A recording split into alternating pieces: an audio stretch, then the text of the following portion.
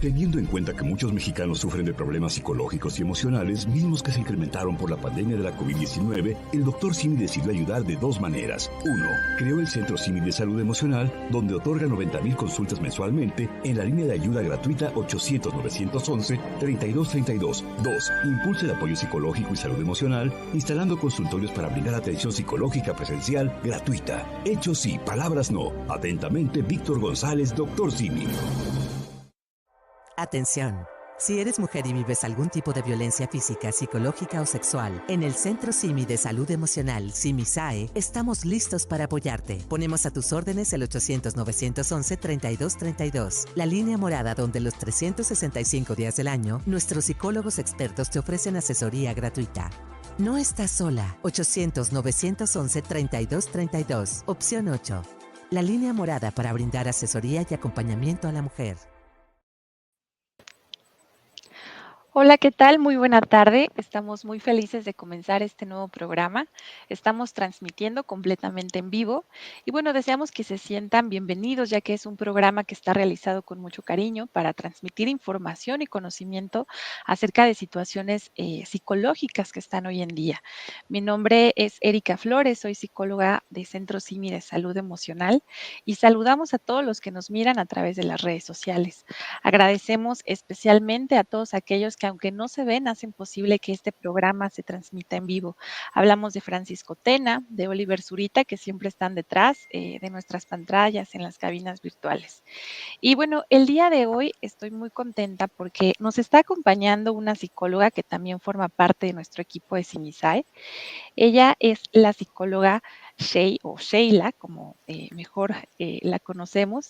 Y bueno, realmente ella nos puede compartir mucho acerca de este gran programa, ya que vamos a estar hablando de qué es y qué no es el trastorno límite de la personalidad, o mejor conocido como TLP.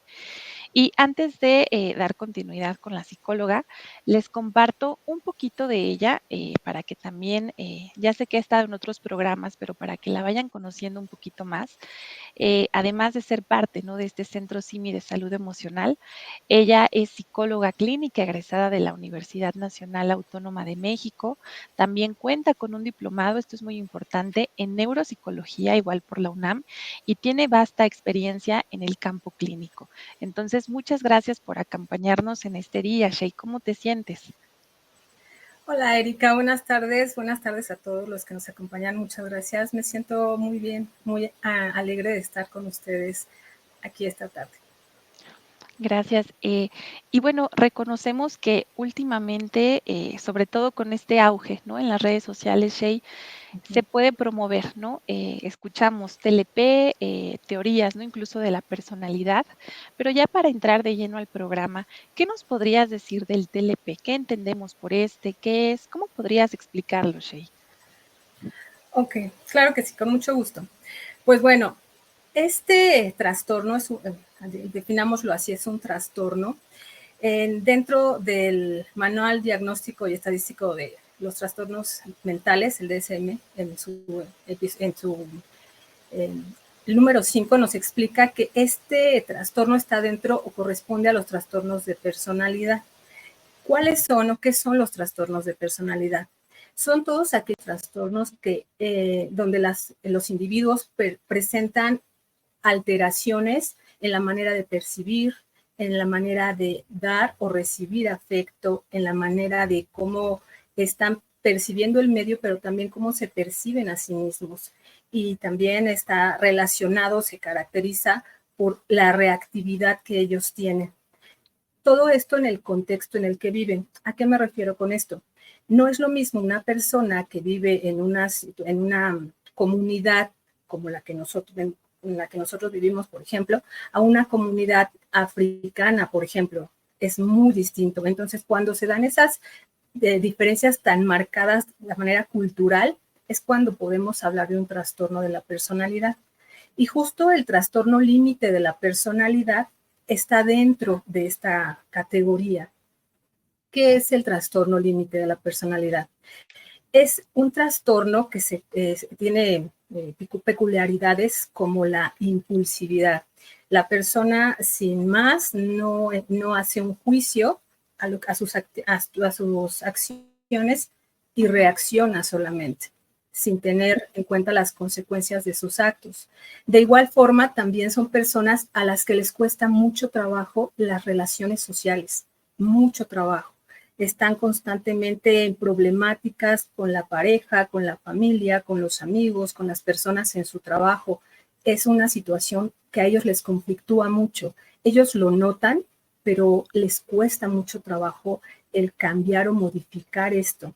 Además, también es importante señalar que este tipo de conducta, este tipo de alteración se comienza a dar en la adolescencia o a inicios de la edad adulta. Ok, y esto que mencionas es importante, Shay, porque pues bueno, sabemos que dentro de la adolescencia ocurren muchos cambios, ¿no? Hay pues estas, ¿no? Nuevas etapas, nuevas amistades, cambios a nivel físico, a nivel interno, probablemente se pueden llegar a confundir, ¿no? Con estos rasgos de personalidad, en diferencia, ¿no? De los síntomas o cambios de la adolescencia. Así es, por eso es muy importante hacer un adecuado diagnóstico de esto. Como bien lo mencionas, cuando están los cambios dentro de la adolescencia, pertinentes dentro de la adolescencia, pues puede llegarse a confundir, pero bueno, vamos a explicar más para que podamos ir identificando de manera precisa y puntual estas diferencias. Gracias, Shay. E incluso, ¿cuáles son sus síntomas, no? ¿Cómo podemos ir reconociendo, pues, cuáles son estas características de este trastorno? Quizá algunas personas llegan a pensar, ¿tendré eso? O sea, ¿qué síntomas podrían ir considerando para empezar a identificar este trastorno, Shay? Ok, bueno, este trastorno debe de cumplir con ciertos patrones. Por ejemplo, a lo que me refiero con patrones, un lapso de estas características generales que te voy a mencionar. Por un lado, es la forma en que ellos tienen estos pensamientos, es decir, la cognición. Empieza a tener problemas para percibirse, es decir, ¿cómo me estoy interpretando a mí mismo? Soy una persona que tiene cierta valía, soy una persona que no tiene validez, soy una persona que puedo tener un adecuado desempeño de manera laboral o de manera laboral o de manera emocional, afectiva con los otros. ¿Cómo me está percibiendo? ¿Cómo me está viendo? ¿Pensará que soy buena persona? ¿Pensará que soy mala persona? Haciéndose estos juicios constantes. Esa es la manera, lo que tiene que ver, lo que está relacionado con la cognición, cómo él está interpretando esas situaciones.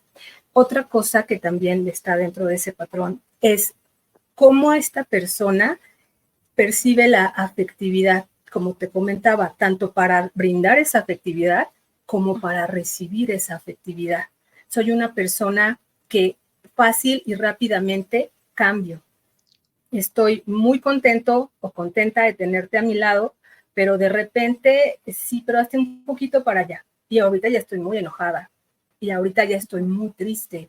Y al rato ya me dio por estar brincando de felicidad. Y esto es en cuestión de horas. No necesariamente tiene que ser algo tan prolongado como días o semanas. No, esto es algo, la labilidad es algo que está presente en ellos. Esto es de manera afectiva, de manera en que ellos, bueno, las personas que tienen ese tipo de trastorno tienen esta dificultad y te lo vuelvo a comentar, no es una situación en la que ellos quieran o ellos estén o tengan la capacidad de modificar esto.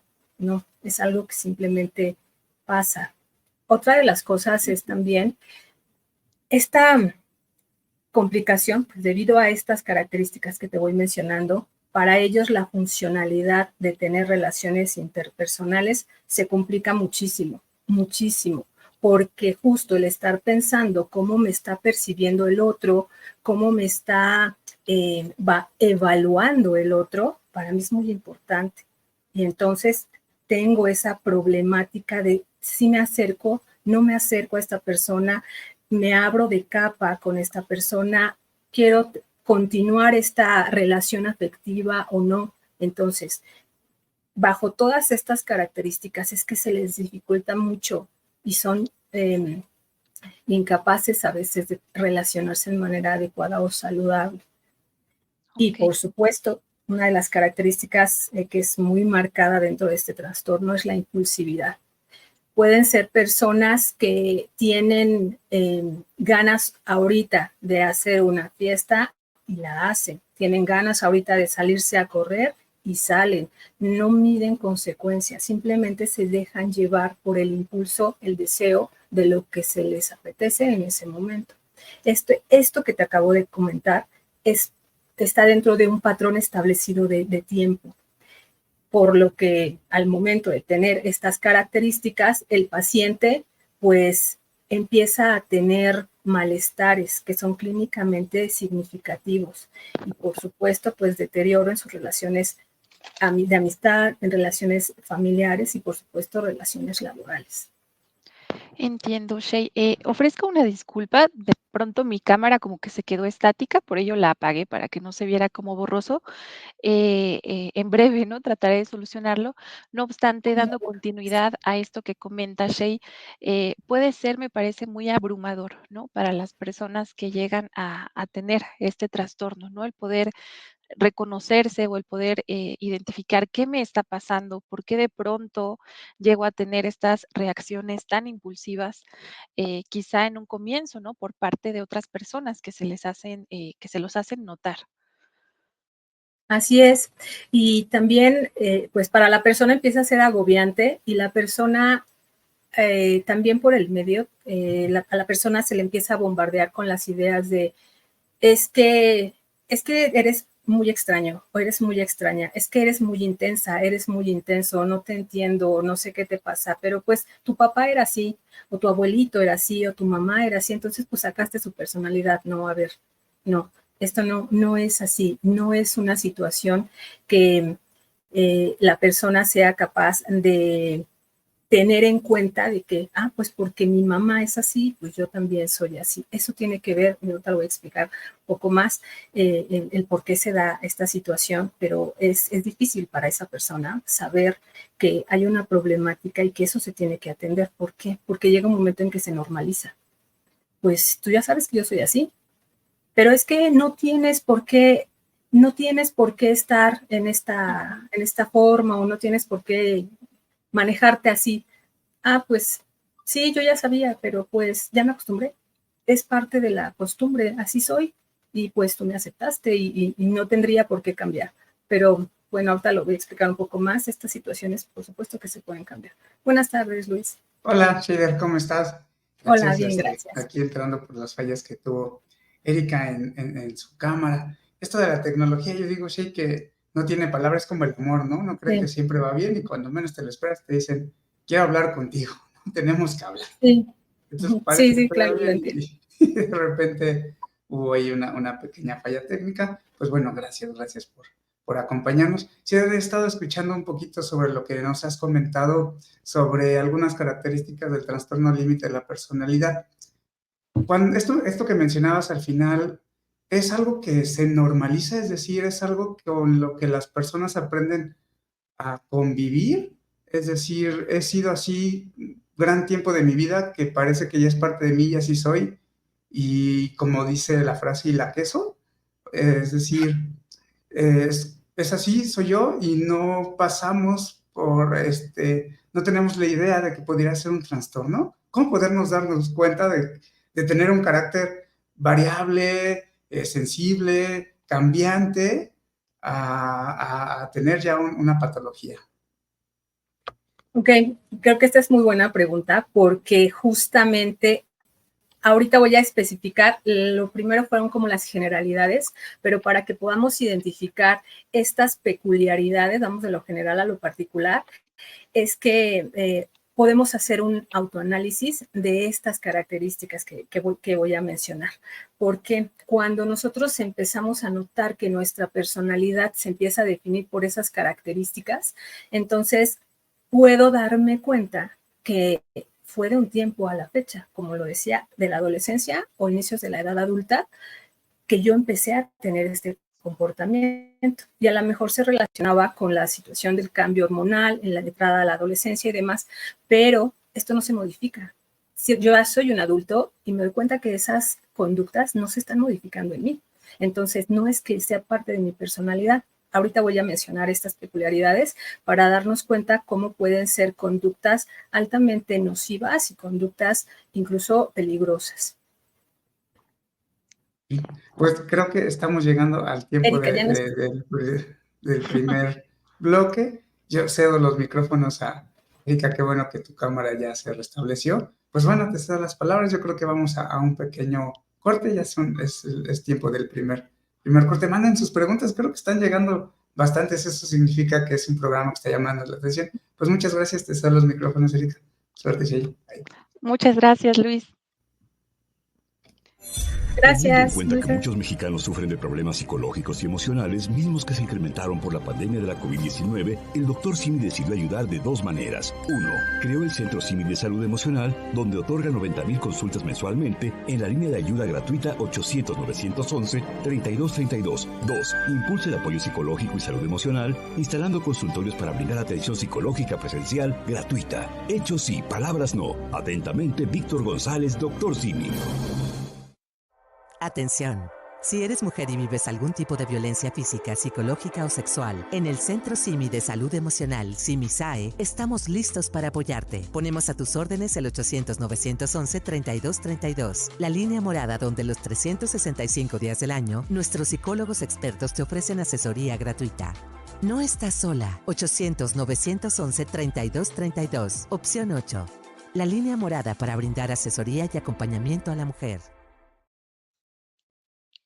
Muchas gracias por estar de nuevo y por permanecer en el programa. Agradecemos mucho a Luis, ya que pues estas fallas, ¿no? La verdad ocurren, como dice, aparentemente todo está bien y cuando menos lo esperamos ocurren estas fallas. Sin embargo, agradezco mucho su permanencia, ¿no? En el programa.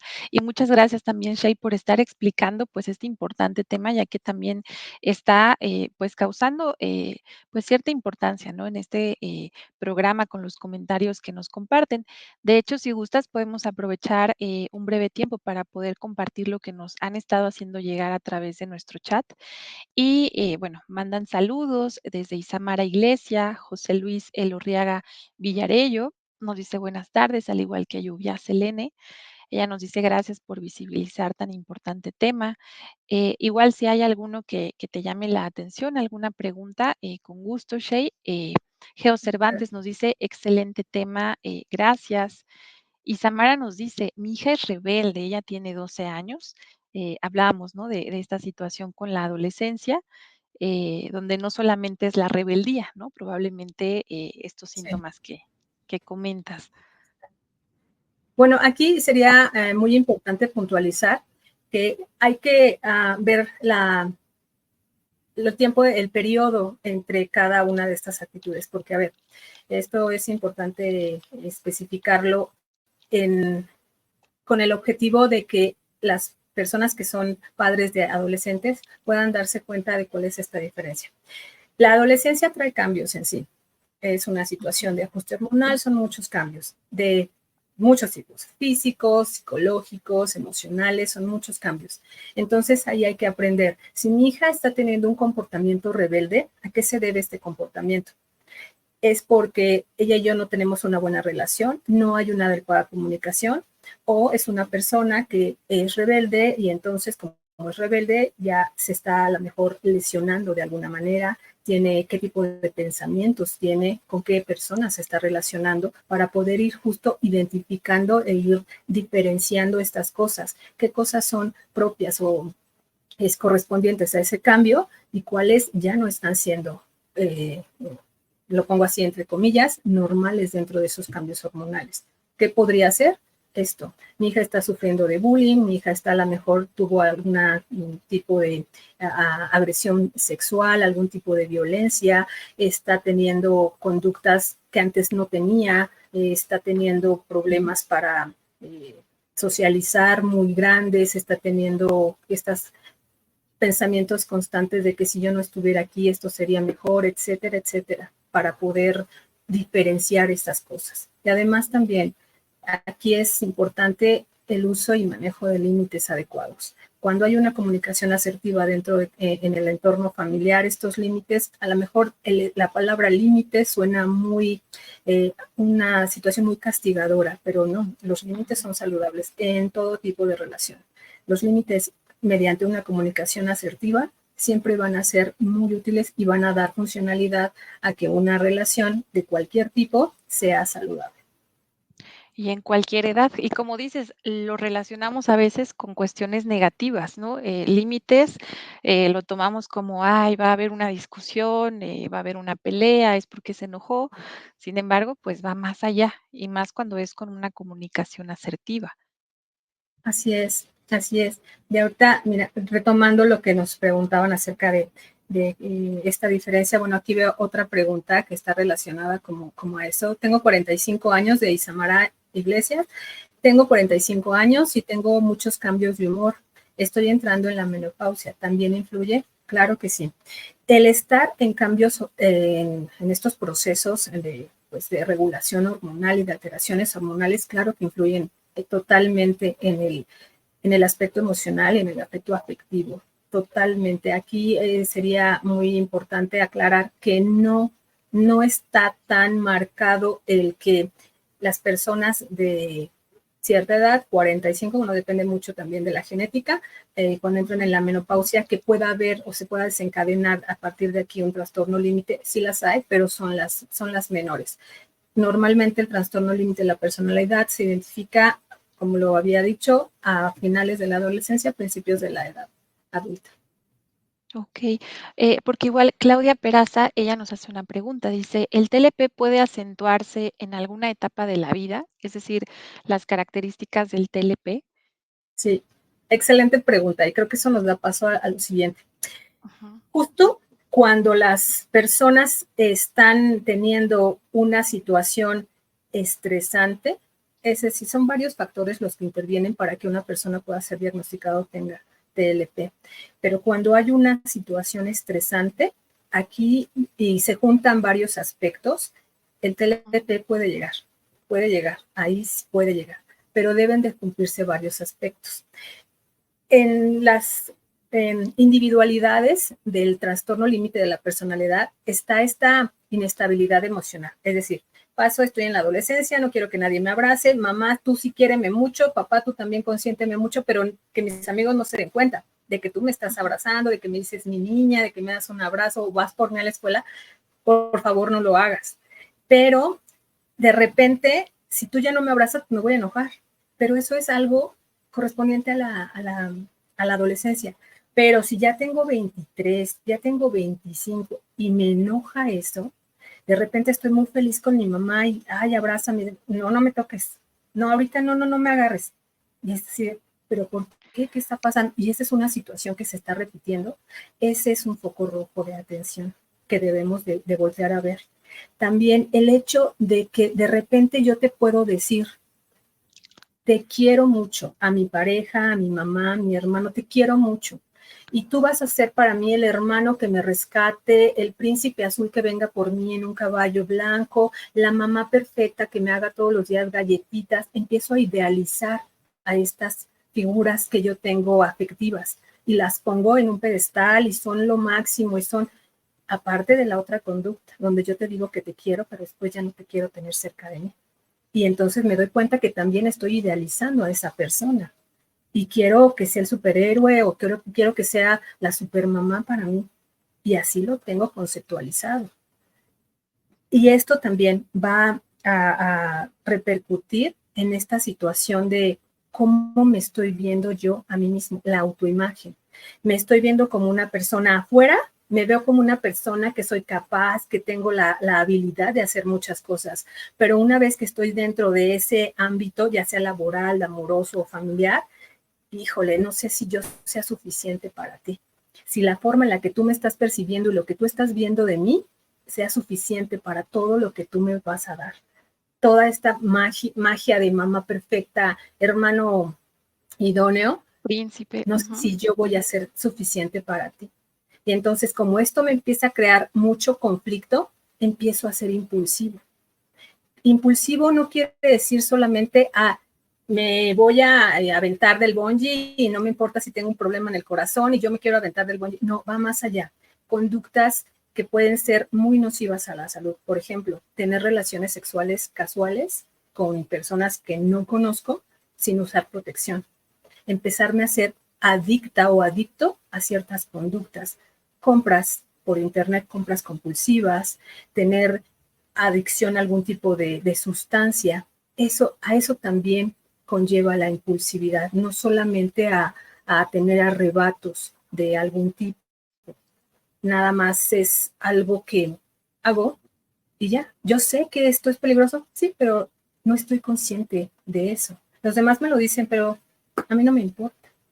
Y algo que también aquí es bien importante, por eso viene la parte de cómo idealizo a mi pareja o a mi mamá, mi hermano, mi papá, es que las personas que tienen trastorno límite de la personalidad tienen mucho miedo al abandono, mucho miedo al abandono. O sea, me puedes tratarme súper mal, pero no te vayas de mi lado, no te vayas. Ojo, aquí hay que diferenciar entre la dependencia y la codependencia. A ver, cuando hay una situación de dependientes que tanto yo te trato mal como tú me puedes tratar mal, o solamente recibo maltrato de ti, pero de alguna forma tú lo compensas o yo lo estoy compensando. A ver, cuando yo no quiero que esa persona se vaya de mí, es por situaciones como, es que mi mamá, nadie me va a tratar mejor que ella.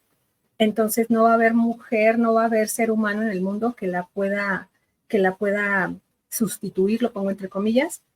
No te vayas, por favor no me dejes, no me dejes. Y son personas que en su edad adulta, la mamá los tiene que llevar al doctor, la mamá los tiene que ir a inyectar, la mamá los tiene, porque esa persona tiene mucho miedo de que la mamá se vaya.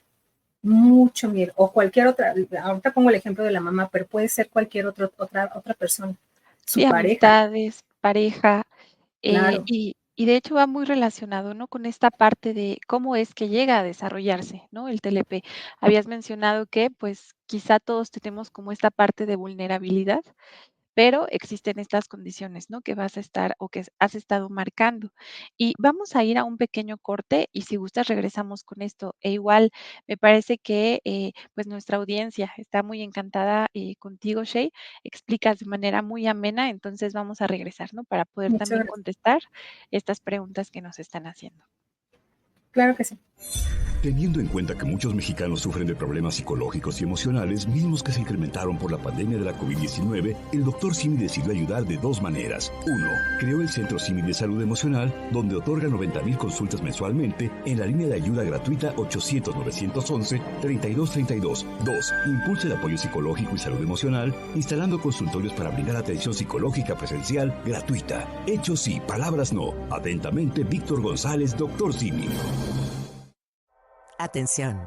Si eres mujer y vives algún tipo de violencia física, psicológica o sexual, en el Centro Simi de Salud Emocional, SIMI-SAE, estamos listos para apoyarte. Ponemos a tus órdenes el 800-911-3232, la línea morada donde los 365 días del año, nuestros psicólogos expertos te ofrecen asesoría gratuita. No estás sola. 800-911-3232, opción 8. La línea morada para brindar asesoría y acompañamiento a la mujer. Ya estamos de vuelta. Muchas gracias, Shay, porque ya igual con los nervios ya hasta te ando cambiando el nombre, Shay. Una No te es, preocupes, no te preocupes. Suele es, pasar, suele pasar. es, es Shader. Muchas gracias por estar, por acompañarnos. Realmente es un tema que probablemente no se habla mucho, sino que lo han estereotipado también, ¿no? Como en películas, en series, ¿no? Incluso probablemente, ¿no? En telenovelas. Llegamos a ver como reacciones muy típicas, ¿no? De lo que debiera ser el TLP cuando va más allá de lo que podemos ver en pantalla. Y regresando a estas preguntas que nos llegan a hacer, Luis García, que hace unos minutos estuvo con nosotras en el programa, él nos dice, he escuchado que uno de estos factores del TLP es haber vivido, ¿no? Un apego inseguro en la infancia, ¿eso es cierto? Y nos lleva a esta pregunta, Shader, de cómo es que se llega a desarrollar o cómo se origina, ¿no? Probablemente este trastorno. Ok, sí, claro. A ver, vamos a ver. hay varios factores que deben de combinarse para que esto se dé o se presente en el individuo. Dentro de estas causas, dentro de estos, por decirlo así, requerimientos, es una carga genética. Sí, eso es innegable. Una persona que tiene familiares que han pasado o que tienen este trastorno, aunque no se haya diagnosticado, la carga genética está presente, por supuesto. Y esto es más cuando es de una situación de mamá a hijo. Se han hecho estudios, no se ha identificado del todo el gen o lo que tendría que ser, pero de igual forma, si el papá tiene o tuvo, es muy probable que el hijo o la hija puedan presentarlo. Por supuesto, también los factores ambientales. Si el niño o la persona tienen un ambiente hostil, un ambiente de violencia constante, donde no hay una seguridad que se le brinde al niño, no hay este cobijo que el niño necesita, sobre todo en la primera infancia que se va desarrollando y pues el niño va aprendiendo el cómo mostrar su afecto de una manera adecuada, su inteligencia emocional a temprana edad. Ese es otro factor. También el hecho de que, como lo mencionaba, aquí retomo lo que mencionaba Luis, cuando las personas han sido víctimas de algún trauma muy grande, ya sea algún accidente, la pérdida de la salud de alguna forma, que el niño haya tenido alguna situación en los riñones, alguna situación de una enfermedad crónica degenerativa, algo así, o que el niño haya sido víctima de abuso sexual también, o de abuso físico, no solamente sexual, es decir, los papás lo golpeaban mucho, algún tío, alguna abuelita con la que lo dejaban, lo golpeaba o la golpeaba mucho. Por supuesto que esto también empieza a generar o puede dar pie a esto. ¿Por qué? Porque todos estos riesgos dejan a la persona indefensa. Y la única manera que tiene esa persona de afrontar todas esas situaciones traumáticas es me encierro y entonces la forma que yo voy a tener de mostrar afecto ya no va a ser la correcta. Y la forma que yo voy a tener de recibir afecto, pues no sé si siquiera la conozco, porque como no lo he recibido, como no lo tuve, no lo conozco y no sé cómo es eso. Entonces, cuando las personas se acercan a mí, no sé cómo voy a reaccionar, si la persona me abraza, si la persona me quiere hacer algún tipo de caricia, algún tipo de agradecimiento, no sé cómo voy a reaccionar, entonces me alejo de eso. Ok, y sí puede ser muy marcada, ¿no? La forma en la que otros quizá lo puedan percibir, ¿no? Claro, en como esa interacción que hay. Y aquí también algo es que es bien importante saber. Después cuando se hacen las evaluaciones, vamos a pasar a esto, es importante saber si el paciente tuvo algún tipo de golpe o traumatismo. ¿Por qué? Porque ya sea que cuando nació está presentando algún tipo de anomalía cerebral, algún tipo de problemática en alguno de los órganos del cerebro, o al momento de cierta etapa de su vida tuvo algún golpe. ¿Por qué? Porque esto puede haber afectado el funcionamiento adecuado de esta. Zonas bien importantes como el área prefrontal, occipital, el sistema límbico, la amígdala, el giro de cíngulo, porque eso es lo que nos hace, la amígdala es la que nos da las emociones, así como las deja libres, ¿no? El giro del cíngulo también está relacionado con la conducta, pero tenemos un filtro bien importante, que es la corteza prefrontal. Y si nosotros tenemos algún tipo de lesión o algún tipo de golpe, entonces ya no hay, y ese filtro se ve afectado, entonces yo ya no voy a filtrar de manera adecuada las emociones que la amígdala me brinda así de manera abierta. Ya no va a haber ese filtro. Y por eso es que, como no está ese filtro, la persona es impulsiva y ya no estoy siendo consciente de lo que estoy haciendo. Ok. Y Y bueno, es importante, ¿no? Recabar esta información en la historia clínica del paciente y va de la Por mano con cómo es que se llega a diagnosticar. Nos has hablado un poquito, ¿no? De estudios, esta entrevista donde hay que cotejar, ¿no? Qué tanto ha vivido a lo mejor un trauma, ya sea físico, un trauma emocional. ¿Cómo se llega, ¿no? A tener este diagnóstico, Shay? Claro, Erika, mira, aquí es bien importante que las personas encargadas de hacer la primera entrevista sean muy sensibles a esto. ¿A qué voy con esto? No hay una persona que digamos de manera general a la que las personas se acercan. Puede ser que lo atienda el médico porque ya se está lesionando tanto que tiene que ir a que le revisen antes de que se le infecte las heridas constantes que se está haciendo. Puede ser el psicólogo, puede ser el psiquiatra. No sabemos quién puede llegar a ser la persona que lo canalice o que lo atienda por primera vez. Entonces, debemos de ser muy sensibles para esto y desarrollar mucho el ojo clínico con esta situación. La entrevista detallada nos va a dar nos va a aportar muchísima información al respecto. ¿Cuánto tiempo? ¿Desde hace cuánto te estás sintiendo así? ¿Notas que fue a raíz de algo? ¿Cómo fue tu infancia? ¿Qué procesos complicados has tenido que vivir? Cuéntame, ¿en algún momento tuviste algún accidente que implicó algún traumatismo craneoencefálico? Algo así. Es decir, ir detallando, ir desmenuzando en la entrevista. Por eso es esa entrevista detallada y precisa de esta situación. Y si yo ya me estoy dando cuenta que esa persona tiene rasgos así, ¿qué sigue? Obviamente evaluar su salud mental. Aparte de esto, también hay test de personalidad, de impulsividad, de relaciones afectivas que se aplican y ahí con todo este bagaje que se va adquiriendo de información, pues es que vamos recabando toda esa información que es necesaria. Por supuesto, también el historial médico. Es una persona que ha tenido constantes riñas y lo han atendido en la escuela porque pues se pelea constantemente y ya le rompió en el labio o ya tiene una situación de golpes constantes que a lo mejor se da contra la pared. Aquí hay que especificar bien algo. En algunas ocasiones, cuando un adolescente el papá le dice, ¿sabes qué? No vas a ir al concierto, no vas a ir con tus Ujú. amigos el fin de semana, entonces el adolescente regresa a su cuarto y el adolescente se empieza a pegar contra la pared en la cabeza o empieza con el puño cerrado a golpear la pared. Ese, es una característica y una conducta que debe ser muy, muy importante que se vea si lo hace de manera constante. ¿Por qué? Porque muchas veces llegan al doctor, al médico y ¿cómo se pegó? Se cayó.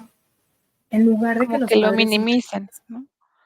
claro, y se desaparece eso y entonces esa conducta tiene que ser valorada y tiene que hablarse de esa conducta, porque si no es cuando la persona está perdiendo esa realidad de las cosas y es fácil que diga, pues me aviento de este puente. Es muy importante identificar ese tipo de conductas a temprana edad y por eso la historia del médico es muy, muy, muy importante que se vea cuántas lesiones ha tenido, tuvo una fractura, ¿por qué tanto? ¿Por qué tanto de esto? ¿Qué está pasando? Y por supuesto, hacer ese análisis de todos esos síntomas que está presentando. Es una persona que tiene poca o nula tolerancia a la frustración. No me lo das, entonces hago esto y esto, y entonces ya empieza a ser todo un caos a su alrededor. Ya no es algo tan simple, para él es algo, y es a lo que íbamos, esta la habilidad y esta explosividad y esta intensidad que tienen de exacerbar sus emociones. Y que hay que aclarar, o sea, no es que lo hagan adrede, ¿no? En pro de una manipulación, porque me hace pensar, a veces, ¿no? Cuando nos llegan estos casos a la línea, a nuestros chats, a nuestros servicios, han pasado, ¿no? Por una serie de maltratos, porque pueden decirles, es que exageras, es que porque eres así, es que es tan sencillo gestionar las emociones, ¿no? ¿Por qué no lo haces? Y sí puede llegar incluso como a una revictimización, ¿no? De lo que están viviendo. justo así. Y aquí por eso es bien importante también el hacer este análisis familiar cuando estamos hablando acerca de un adolescente, hacer este análisis familiar, porque crean, cuando llegan a una atención, cuando las personas les pregunten acerca de cómo se relacionan o cómo se llevan entre ustedes, no es para criticar, no es para juzgar, no es para regañarlos, no, al contrario. Entre más información ustedes nos aporten a esto, para nosotros, los especialistas, es más, damos una atención más adecuada y más rápida. Esto es en situación de tiempo, entre este tipo de trastornos y muchos otros, por supuesto, entre más rápido se haga la identificación y la atención, más funcional va a ser la persona. Entre menos queramos que se sepa que él se corta, que se sepa que ya se aventó de tal lugar o que porque no pudo abrir, y esto es algo que yo he visto en repetidas ocasiones, la persona no puede abrir algo, lo que sea, una carta, el tapón, quitarle el tapón a algo, quitarle la taparrosca a algo, no puede, entonces se enoja y lo avienta y lo tira y se va y grita. Esa es una conducta impulsiva. Esa es una conducta a la que hay que tener cuidado si es algo que se frustra tanto. O se frustra tanto que te digo, se lleva al grado de me estoy lastimando porque no puedo hacerlo, me desespera tanto y entonces le pego al vidrio, le pego al pizarrón, le pego a la pared, a lo que tenga, no importa que me lastime, no me importa. Ok, sí, pues incluso aquí ya llega como esta pregunta, ¿no? ¿Cómo podemos diferenciarlo entonces de otro tipo, ya sea de trastornos incluso de la personalidad, de otras situaciones médicas? ¿Cómo se puede hacer como esta especificación, ¿no? De que realmente es un TLP lo que la persona está teniendo. Aquí esto es bien interesante porque hasta ahorita los psicólogos, los psiquiatras, hay una situación complicada al momento de diferenciar estos tres.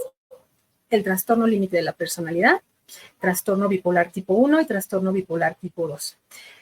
Es una situación, muchas veces se da un diagnóstico incorrecto, muchas veces ha ocurrido así. Y es importante hacer el diagnóstico correcto porque a cada individuo puede estar medicado, pero el medicamento es específico para ciertas cosas. Entonces, si no hay un adecuado diagnóstico, pues el medicamento no va a servir de mucho. ¿Cuáles pueden ser las diferencias marcadas? El trastorno límite de la personalidad va de situaciones de una intensidad abrumante, es decir, episodios maníacos donde yo estoy muy, muy alegre o esta situación de impulsividad, voy a hacer las cosas, pero también de repente me quedo sin energía, no quiero hacer nada, ni siquiera quiero comer, me quiero dormir, pero estos son periodos más cortos, son periodos de un día, 2 días, horas, son periodos así cortos. El trastorno bipolar tipo 1 tiene la característica de estas situaciones de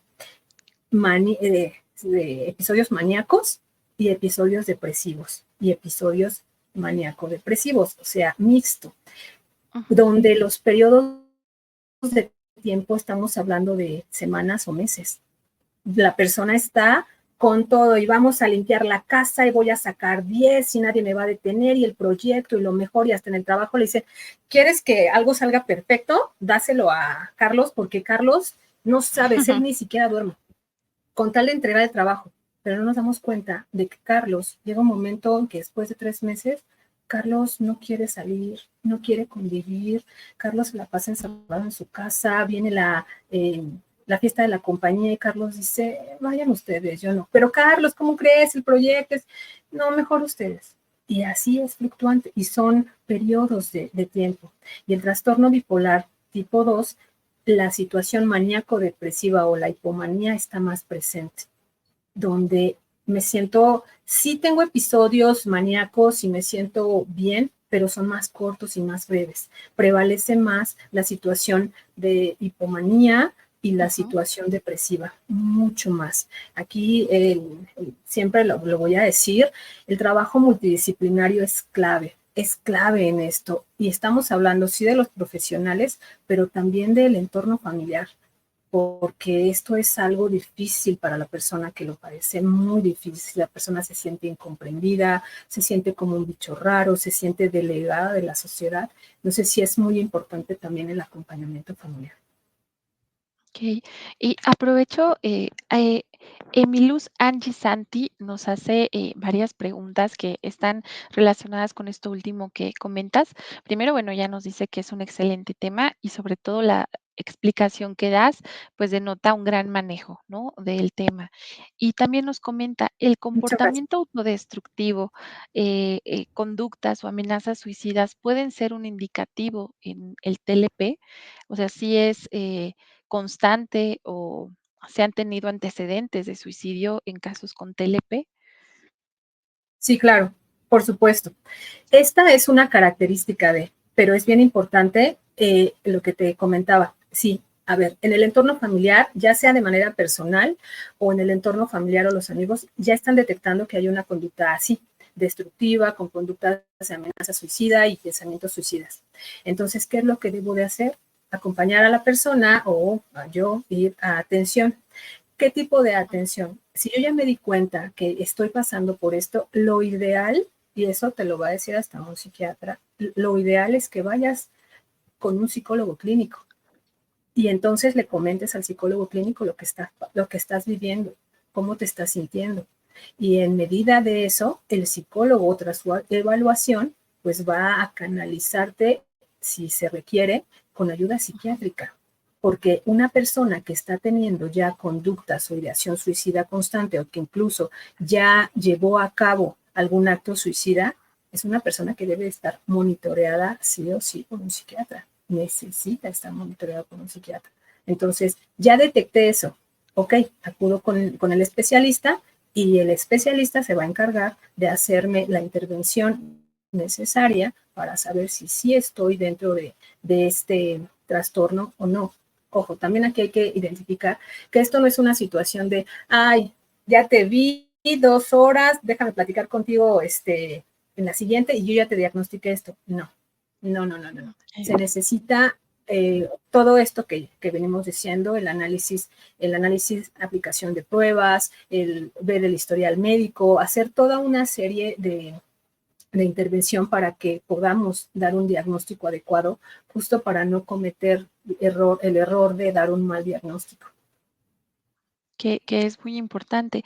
E igual, Emiluz nos pregunta, dentro de este TLP, ¿hay como subtipos? ¿Hay como especificaciones, ¿no? Más detalladas dentro del De esta diagnóstico? situación. Ujú. Aquí, pues, es como la situación del trastorno bipolar. En realidad, en el DSM-5 no nos dan así como tipos, pero sí hay pacientes que tienen más características más persistentes que otras. Hay personas que son altamente impulsivas, hay personas que son altamente agresivas, pero no tienen tanto problema a la hora de que una persona esté cerca de ellos, porque las personas que tienen trastorno o límite de la personalidad, como tienen problemas de esta situación afectiva, tanto de identificar como de recibir o dar esa afectividad, entonces lo que pasa aquí es que no quiero tanto que te me acerques y más bien soy una persona como aislada, pero hay algunas personas que no tienen tanto ese problema, pueden socializar, no de manera normal, lo pongo entre comillas, porque son Ujú. personas muy cortantes, pero son muy impulsivos. Son personas que tienen características como que tienen algún tipo de adicción. Son adictos a comprar, adictos a alguna cosa, más la impulsividad. Entonces, sí puede haber características más marcadas que otras. Ok, y bueno, vamos a un pequeño corte, ya el último de nuestro programa. La verdad se pasa muy rápido el tiempo, pero regresamos a ello. Claro. Gracias. Teniendo en cuenta que muchos mexicanos sufren de problemas psicológicos y emocionales, mismos que se incrementaron por la pandemia de la COVID-19, el Dr. Simi decidió ayudar de dos maneras. Uno, creó el Centro Simi de Salud Emocional, donde otorga 90,000 consultas mensualmente en la línea de ayuda gratuita 800-911-3232. Dos, impulsa el apoyo psicológico y salud emocional, instalando consultorios para brindar atención psicológica presencial gratuita. Hechos sí, palabras no. Atentamente, Víctor González, Dr. Simi. Atención. Si eres mujer y vives algún tipo de violencia física, psicológica o sexual, en el Centro Simi de Salud Emocional, SIMI-SAE, estamos listos para apoyarte. Ponemos a tus órdenes el 800-911-3232, la línea morada donde los 365 días del año, nuestros psicólogos expertos te ofrecen asesoría gratuita. No estás sola. 800-911-3232, opción 8. La línea morada para brindar asesoría y acompañamiento a la mujer. Ya estamos de vuelta. Muchas gracias por permanecer y muchas gracias, Shay, por estar aquí en el programa. Agradecemos también todas las preguntas que nos han estado realizando, ya que enriquecen, ¿no? El conocimiento, lo que nos está compartiendo, aprovechando que está hoy con nosotros, Shay. Y bueno, ya para dar como esta finalización, ¿no? Al programa, ¿cómo podemos ayudar o cómo pueden ayudar las personas que conviven, ¿no? Con alguien que tiene TLP, Shay? ¿Qué se puede hacer? Aquí es bien importante, depende mucho del tratamiento. Se necesita para poder dar tratamiento, una vez que ya se identificaron todas estas cosas, se fue con el especialista, ¿qué es lo que va a ayudar a esa persona? Psicoterapia. Eso es algo de cajón, porque es una situación conductual muy fuerte, muy fuerte, es predominantemente conductual, pero cuando ya hay este tipo de alteraciones, obviamente se necesita medicamento. ¿Quién lo maneja? ¿El neuropsicólogo o el psiquiatra? Nada más. La psicoterapia, ¿qué tipo de psicoterapia? Pues bueno, puede ser justo la terapia dialéctica conductual, que está relacionada a personas que tienen estos arranques, esta impulsividad, que no tienen ese control sobre sus emociones. Y la terapia cognitivo-conductual, por supuesto, son como básicas para este tipo de tratamiento. Cuando la persona ya está teniendo problemas ya de autolesión, constantemente tiene intentos suicidas, aquí ya a veces es necesaria la hospitalización. Y respondiendo este tipo de tratamiento, ¿cómo se puede ayudar? Uno, conocer que la persona, el medio donde la persona se desenvuelve, su red de apoyo, estamos hablando de que si es la pareja, pues la pareja de esta persona, los amigos, la familia, algún vecino, no sé, quien sea su red de apoyo, es investigar acerca del tema. ¿Cómo? Acercándose a sus especialistas, preguntando qué es, cómo se maneja, qué características tiene. Entre más información tenga la persona que va a ayudar, mejor va a entender todo lo que esa persona, los procesos que está pasando. Además, también es bien importante que tenga esta cercanía con las personas que lo atienden, con los profesionales que lo atienden. ¿Por qué? Porque se va a ir disminuyendo esta idea que puede llegar a tener el paciente de estoy solo, nadie me entiende, a nadie le importo, esta situación nunca se va a acabar.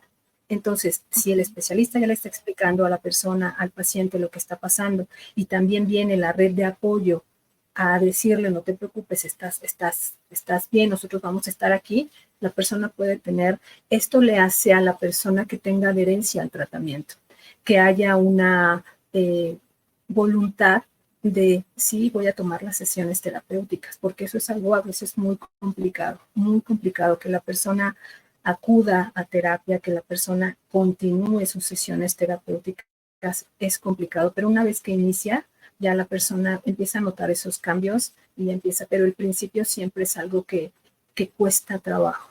Además, también es importante recalcar que el hecho de que es que mi primo tiene trastorno límite de la personalidad, déjalo, ya empezó a gritar, no, déjalo, no.